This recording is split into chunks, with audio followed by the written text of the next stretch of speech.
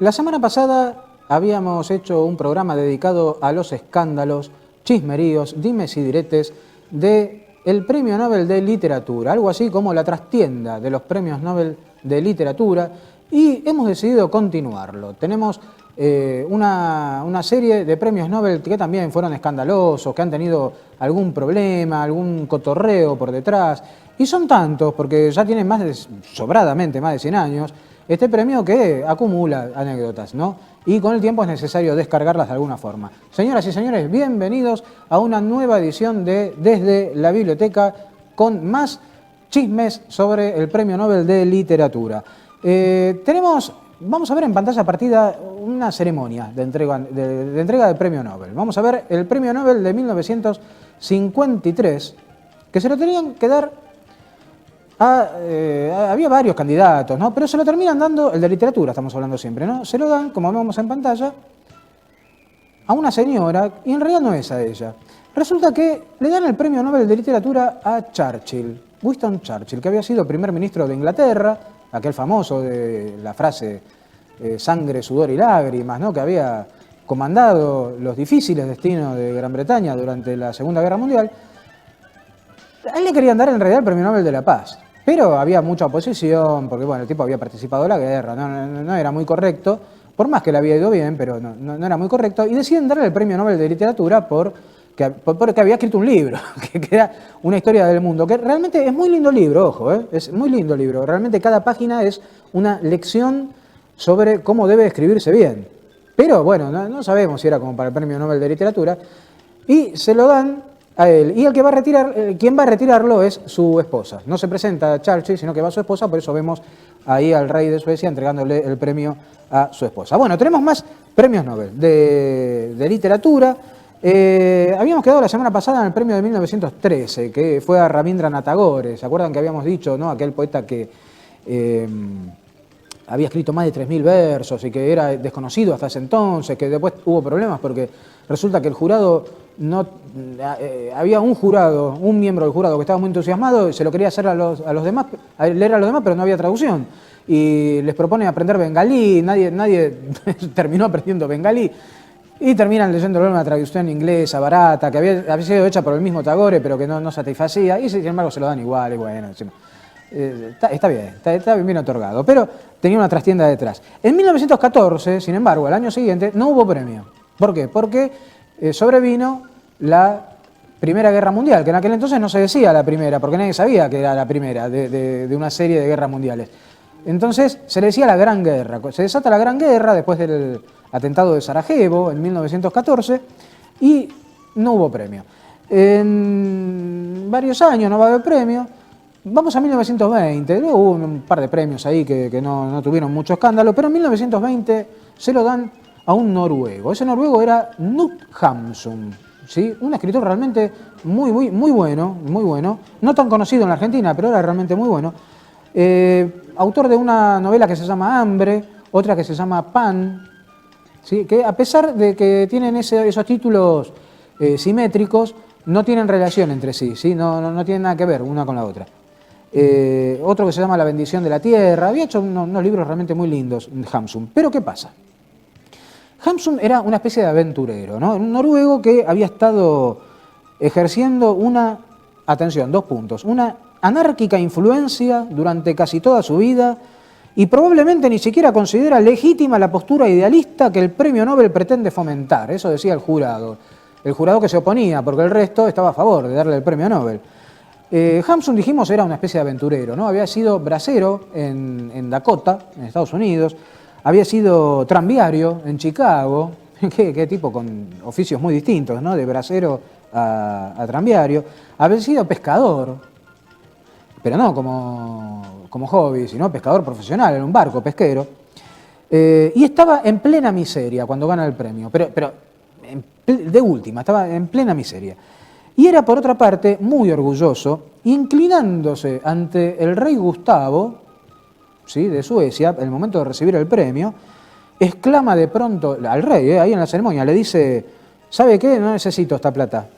Tengo otro tanto y más en mi casa. Dice: mentira, no tenía un mango el tipo. La noche de la ceremonia, después de esto, Hamsun se agarra una terrible mamúa, una borrachera, pero para 800, de antología. Y le tira de las patillas a uno de los jurados del premio Nobel. Hay una cosa impresentable realmente. Se acerca furtivamente a otro, que era Selma Lagerlöf. ¿Se acuerdan que la semana pasada contábamos de Selma Lagerlöf? Que un jurado decía que escribía como una imbécil, pero votaba con inteligencia. Bueno, ya la habían convertido en jurado del premio Nobel, después de haberlo ganado ella misma, y se le acerca Hamsun, le da unos golpecitos, así con los nudillos, ¿no? Con los dedos, le da unos golpecitos en el corsé. Y le dice, lo sabía, suena igual que una campana. Eso le dice Hamsun a la jurado de un premio Nobel, año 1920. Un escándalo tremendo. Y luego, ya totalmente irresponsable de sus actos, trata de compartir el dinero del premio Nobel con dos amigos suyos, suecos, que se niegan, le dicen, no, ¿cómo, qué estás haciendo?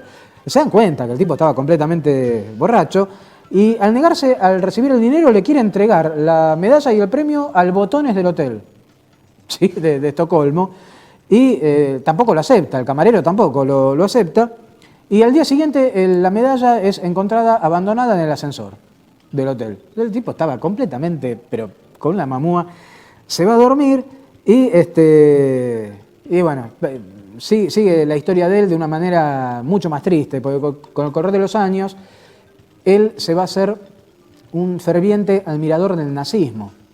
En aquella época no lo era, al contrario, tenía una tendencia socialista, pero luego se va a convertir en un admirador del nazismo por una razón, solo porque sus novelas se vendían bien en Alemania.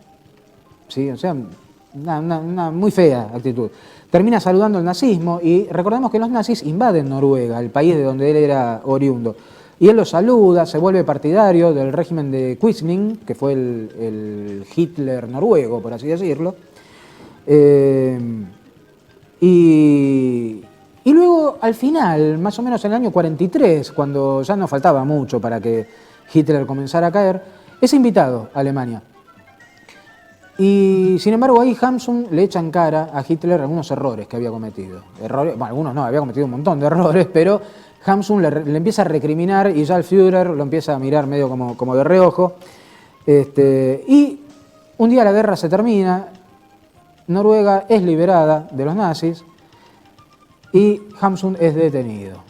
En consideración a su edad y a que aparentemente no estaba ya en sus cabales, es confinado a un asilo de ancianos y así termina con su confinamiento y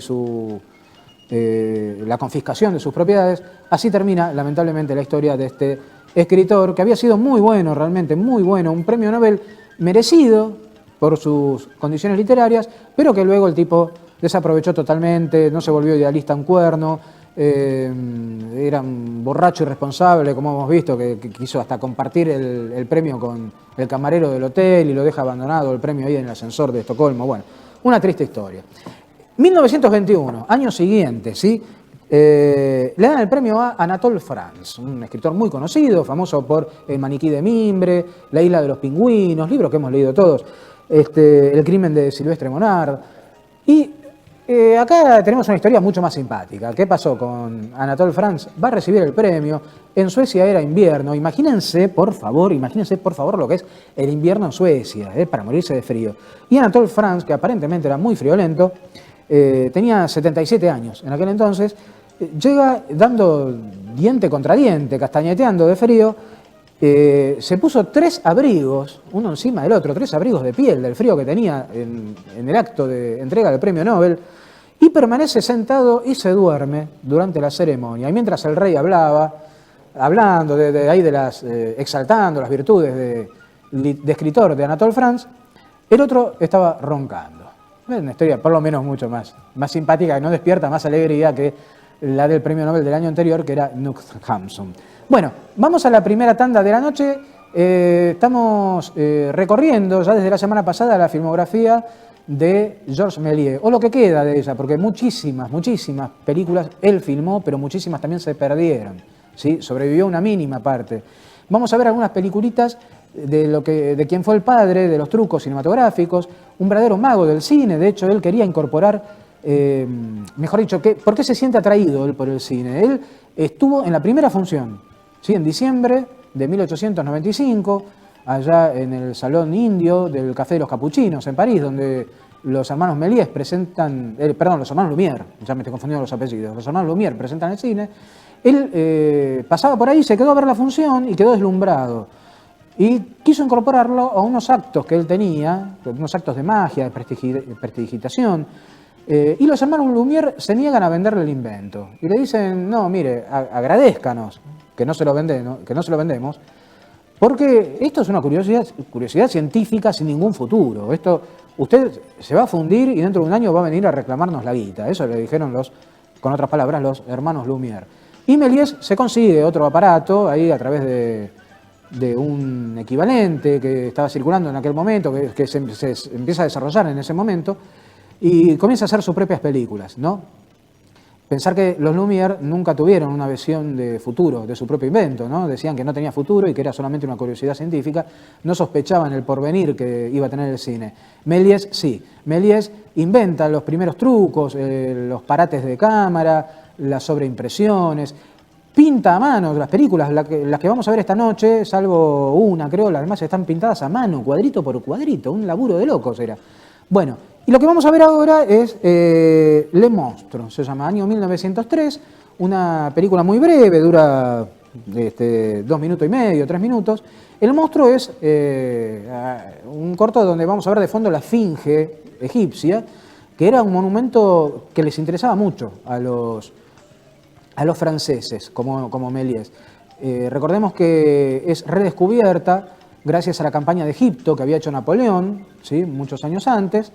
La esfinge está mucho mejor conservada en su base que en su cara, porque la base había estado tapada por arena durante siglos y la cara estaba expuesta al viento y a la lluvia y a otros meteoros, entonces, bueno, la cabeza está mucho más gastada que la base. Pero era un monumento que fascinaba a los franceses. Por su hálito de misterio que tenía, ¿no? La esfinge ahí misteriosa mirando al desierto, conocedora, vaya a saberse de qué secretos, ¿no? que provenían desde la antigua mitología egipcia. Este cortometraje está pintado a mano, es de 1903, El monstruo, de Georges Méliès, y lo hemos musicalizado nosotros con música de Schubert. La semana pasada habíamos musicalizado con música de Erik Satie. Para los cortos de hoy trajimos a nada menos que el amigo Schubert. Adelante, señor director.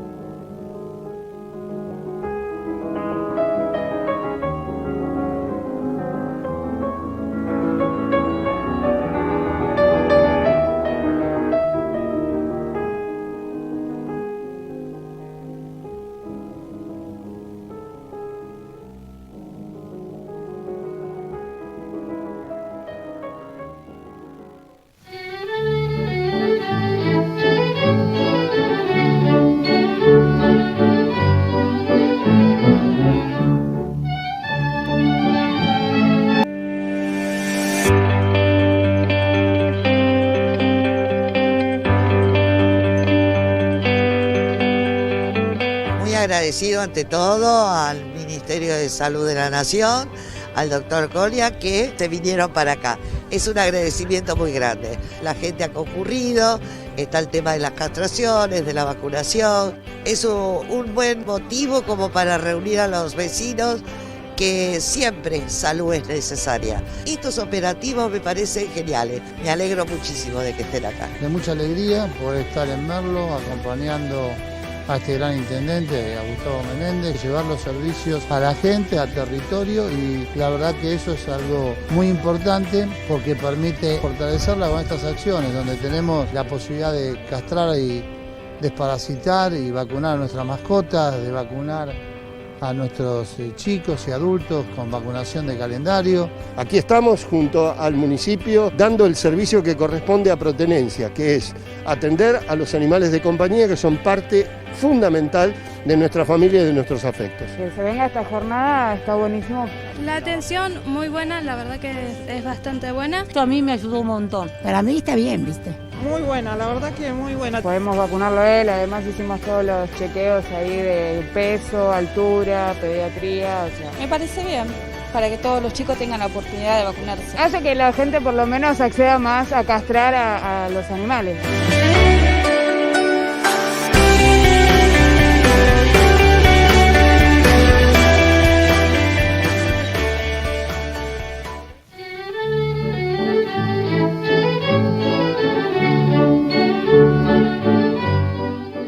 Continuamos esta noche con los premios Nobel de Literatura, la historia secreta detrás de los premios Nobel, lo que nunca te contaron de los premios Nobel de Literatura, un programa dentro de un ciclo que iniciamos la semana pasada, que continuamos en esta y que vamos a terminar la semana que viene. ¿Sí? 3 programas consecutivos dedicados a la trastienda de los premios Nobel de Literatura, programa que ustedes pueden ver a través de las redes sociales de Cultura Digital Merlo, Secretaría de Cultura del Gobierno del Pueblo de Merlo. En la operación técnica tenemos hoy a Iván en sonido, a Damián y Lucas en imágenes, tenemos a Julio en dirección, las cámaras de Fernando y Alejandro, y en la grúa tenemos al inefable, al insustituible señor Bidón.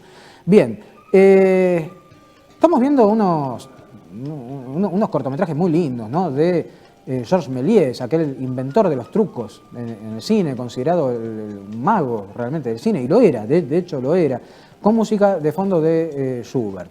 Y el que vimos antes de ir a la tanda, que nos mostraba la esfinge y un paisaje egipcio detrás, recordamos que era un paisaje muy caro a los sentimientos franceses porque el mundo de Egipto se había revelado ante Europa lo que eran las antigüedades egipcias gracias a la campaña de Napoleón, que aparte de ser una campaña militar había sido una campaña científica, incluso lleva una imprenta, Napoleón. ¿Sabían eso? Imprime hasta un diario lleva para imprimir en Egipto durante su campaña militar.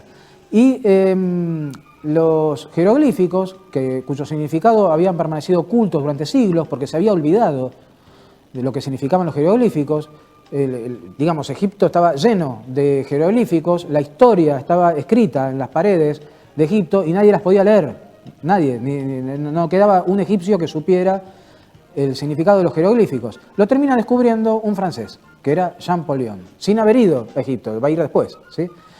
Sin haber ido, descubre, luego de mucho trabajo, el significado de los jeroglíficos. Entonces, bueno, un día vamos a contar la historia de Champollion. Lo descubre, logra descifrarlos y así nos devolvieron siglos y siglos y siglos de historia los franceses, de historia egipcia. Bueno, ¿qué tiene que ver todo esto? Nada, pero estamos hablando de la historia de los premios Nobel de Literatura. 1922 le dan el premio a don Jacinto Benavente, un español, autor de muchísimas obras, entre ellas Los intereses creados, que es tal vez la más famosa de él, una de las pocas calles que hubo en la ciudad de Buenos Aires con nombre de premio Nobel, aunque ya no existe, y en realidad le correspondía el premio aquel año a Joyce, James Joyce, que había publicado el año anterior un libro que se llama Ulises, que es el famoso libro de Joyce, y le correspondía ser a él el ganador del premio, porque se caía de maduro que se lo tenían que otorgar a él, pero hubo un ministro irlandés que lo presenta y Joyce le dice al ministro, mire, ¿sabe qué? Esto a usted le puede costar el cargo por mis ideas políticas. Y entonces se retira la candidatura de Joyce ante el premio Nobel y va a permanecer ignorado de ahí en más. A punto tal de que años después, estamos hablando del año 22, en el año 46, fíjense de cuándo estoy hablando, mucho después, alguien le va a preguntar a un jurado del premio Nobel si después volvió a ser considerado Joyce en las siguientes votaciones. Y el jurado desconcertado dijo, ¿Joyce? ¿Quién es Joyce? No sé, lo ignoraban por completo. Bueno, 1923, le dan el premio a alguien que me gusta, en este caso bien merecido, me gusta, William Butler Yeats. Yeats a mí me encanta, un poeta maravilloso, ensayista también muy bueno, pero sobre todo como poeta. Y de todos los favorecidos con el premio que habían desfilado delante del rey Gustavo, que estuvo durante años entregando el premio Nobel de Literatura, era el preferido. ¿Sí? El preferido del rey Gustavo siempre había sido Yeats. A propósito, el rey Gustavo era tan chicato, el tipo, tan corto de vista, que una vez, sin querer, le dio el premio por error a su secretario. Tenía que entregar el premio, le dio la medalla a su propio secretario porque no veía nada sin anteojos. Bueno, 1924, hablamos del premio Nobel del 22, del 23, ahora del 24, se lo dan a Raymond, un polaco. ¿Quién era Raymond? Bueno, lo van a tener que buscar en el diccionario porque nadie se acuerda quién era Raymond. La opción, en realidad, pasaba por dos autores polacos, porque pasaba esto, cada 2 por 3 iba a seguir pasando, y pasó incluso este año mismo, con la entrega de los Nobel, que fue hace unas semanas. Que de vez en cuando la Academia Sueca dice tenemos que premiar a un escritor de tal país y se capricha con eso y se lo terminan dando. Y en aquel entonces el capricho recae en Polonia. Dicen, bueno, tenemos que premiar a un escritor polaco y las opciones eran dos. Uno que se llamaba Raymond y otro que se llamaba Ceromski. El pueblo polaco adoraba, pero lo adoraba a Ceromski. El jurado naturalmente le da el premio a Raymond. Señoras y señores, vamos a otro corto de Georges Méliès.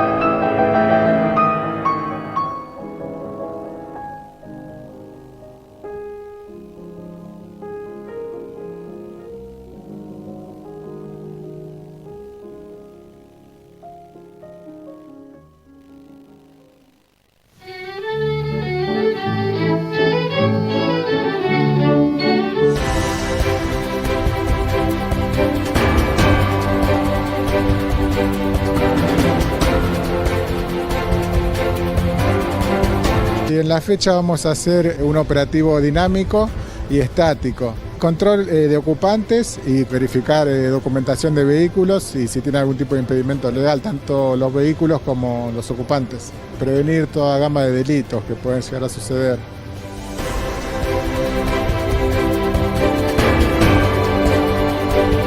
Con colaboración de motocicletas de la municipalidad y móviles también de comisaría y de Municipalidad de Merlo.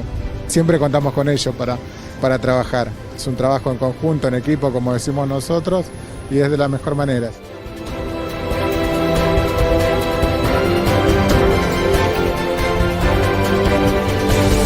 Me pidieron la cédula, el registro y bueno, el ticket del seguro. Por suerte tengo todas. Cédula verde de la moto, está bien. Sí, son importantes. Están perfectos. Si tenés todo en regla no tenés por qué preocuparte. Para que la gente tome conciencia y ande como tiene que ser, con toda la documentación al día para poder salir.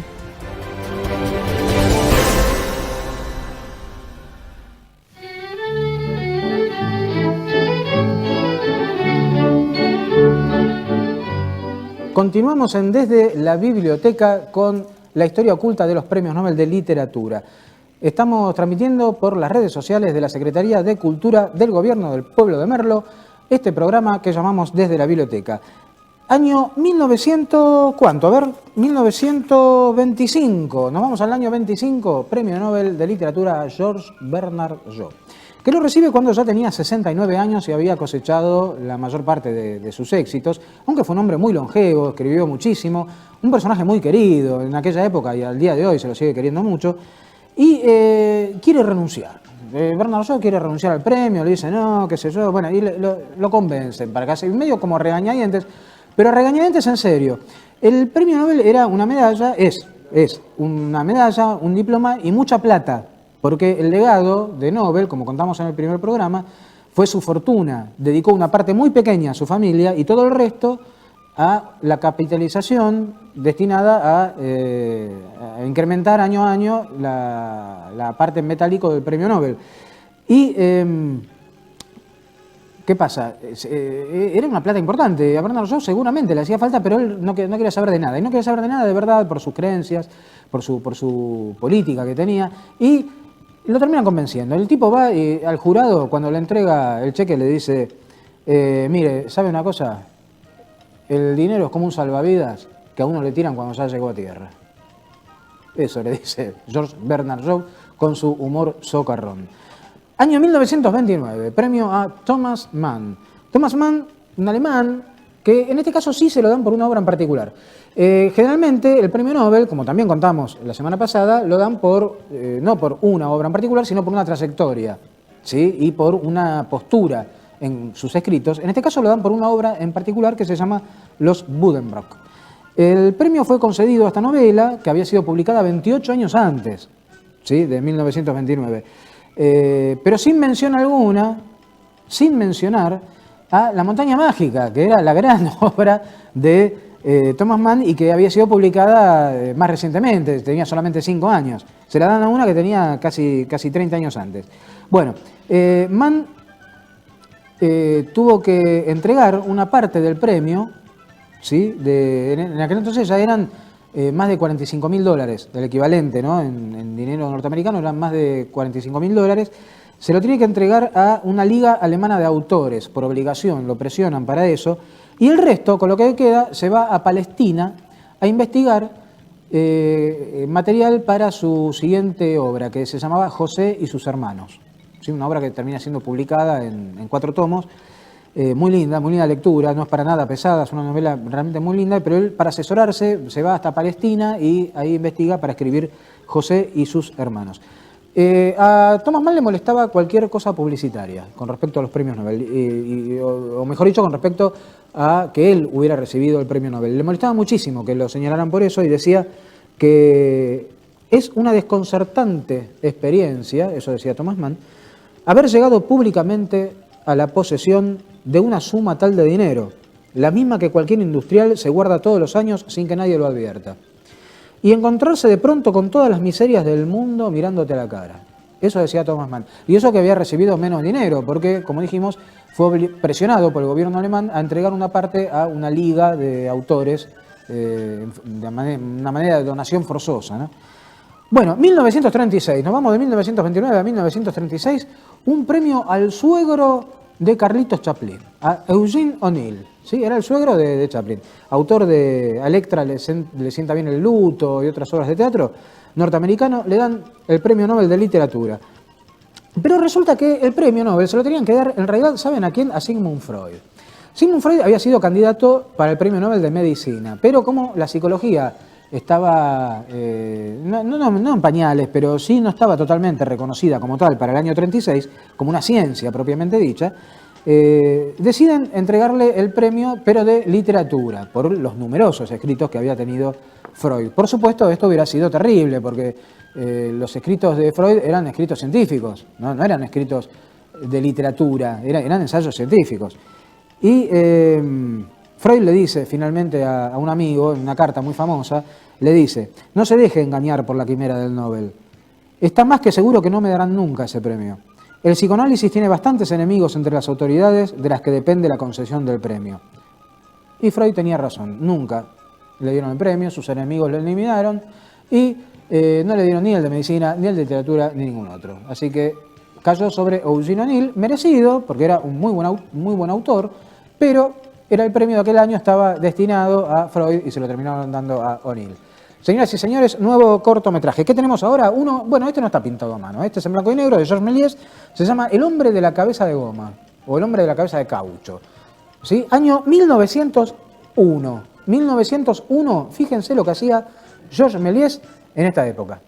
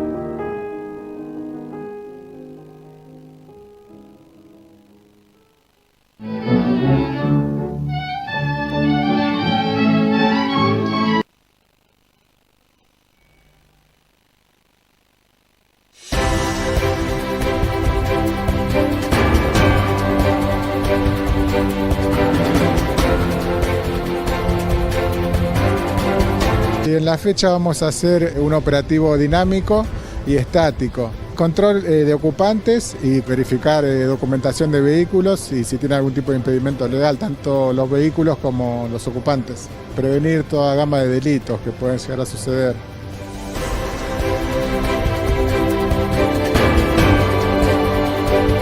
Con colaboración de motocicletas de la municipalidad y móviles también de comisaría y de Municipalidad de Merlo.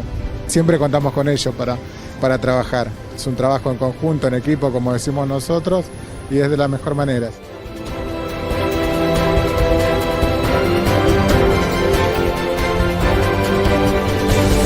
Me piden la cédula, el registro y bueno, el ticket del seguro. Por suerte tengo todas. Cédula verde, de la moto, está bien. Sí, son importantes. Están perfectos. Si tenés todo en regla no tenés por qué preocuparte. Para que la gente tome conciencia y ande como tiene que ser, con toda la documentación al día para poder salir.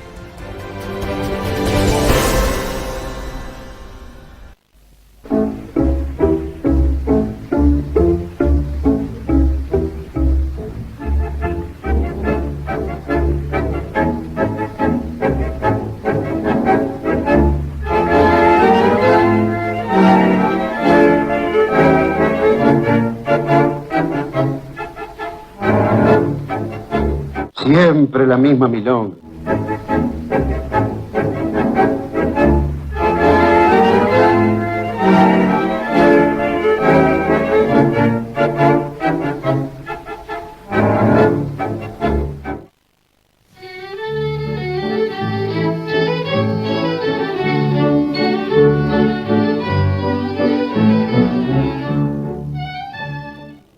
Chismes que hemos traído sobre el Premio Nobel de Literatura a lo largo de la historia. Año 1939 le dan el premio a Franz Sillanpää.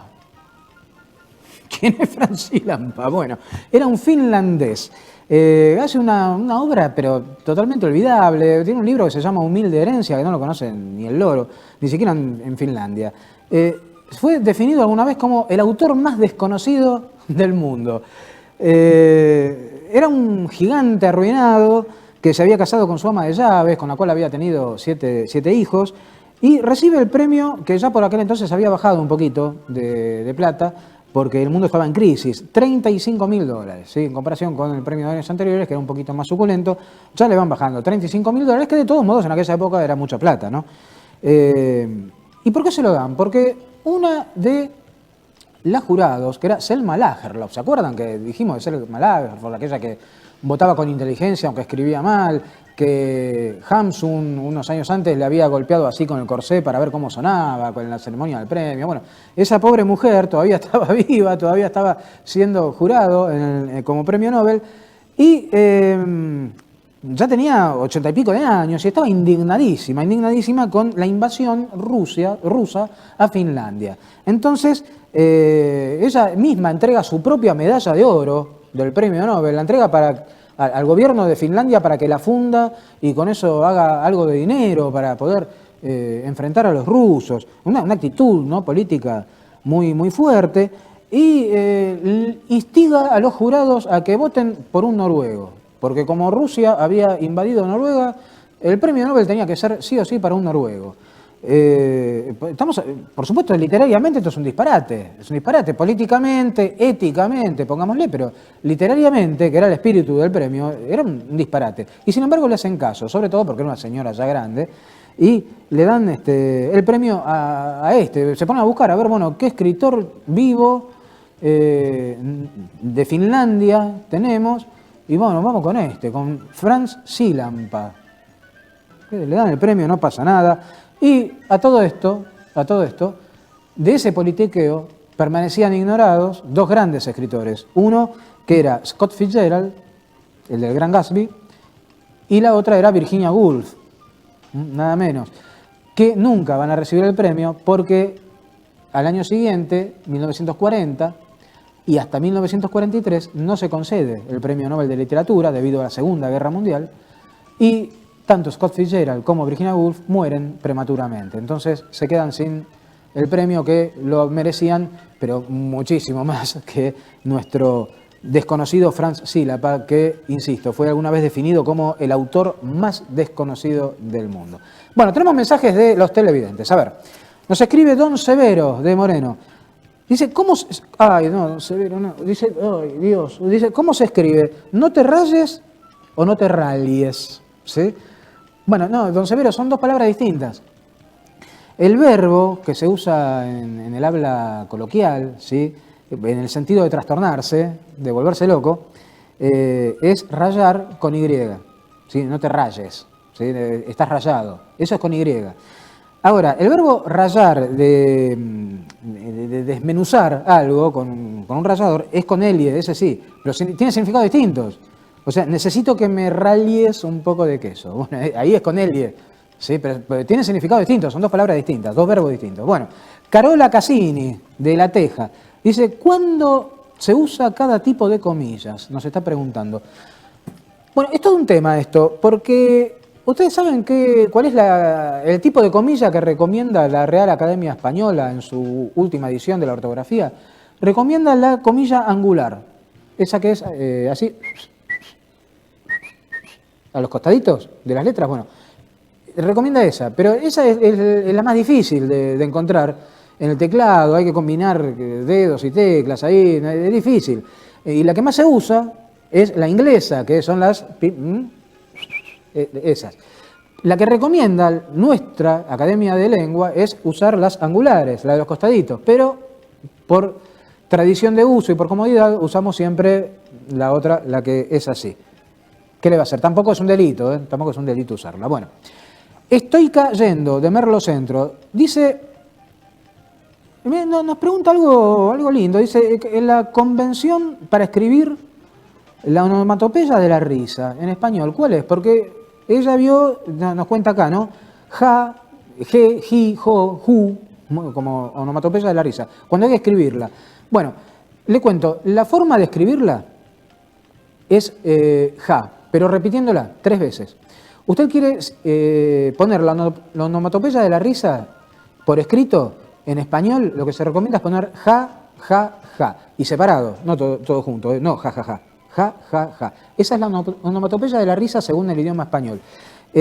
Otras formas, como por ejemplo ja con H, o jo, como Papá Noel, jo, jo, jo, eso es propio del habla inglesa. ¿Sí? En español, si usted quiere escribir la onomatopeya de la risa, tiene que escribir ja, ja, ja.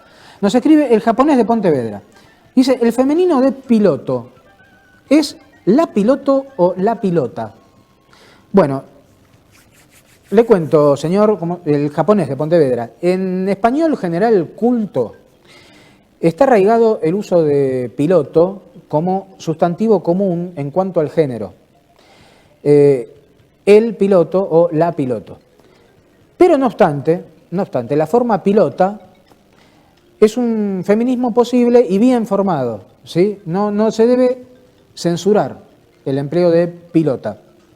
Digo, el japonés no pone como ejemplo pilota, pero hay muchísimas palabras así. Por ejemplo, estuvo la famosa discusión hasta hace poco tiempo sobre presidente o presidenta. Bueno, lo mismo. Y nos escribe, nos ha mandado un mensaje Mr. Merlo, de Villa Magdalena, y pregunta, ¿se dice sudamericano o suramericano? O sea, con D o con R. Bueno, las dos formas son válidas, pero es mayoritaria y por ello es preferible, según nuestra madre Academia Española, decir sudamericano, ¿sí? Con D. Señoras y señores, nos vamos a ver antes otro cortometraje de Georges Méliès, en este caso Le Locataire Diabolique, del año 1909. Significa el inquilino diabólico, ¿sí? El inquilino diabólico, año 1909, un corto pintado a mano con trucos de cine en el año 1909 de nuestro amigo Georges Méliès, al que le hemos puesto música esta noche de Schubert. Señoras y señores, los esperamos la semana que viene con la última parte de la trastienda de los Premios Nobel de Literatura.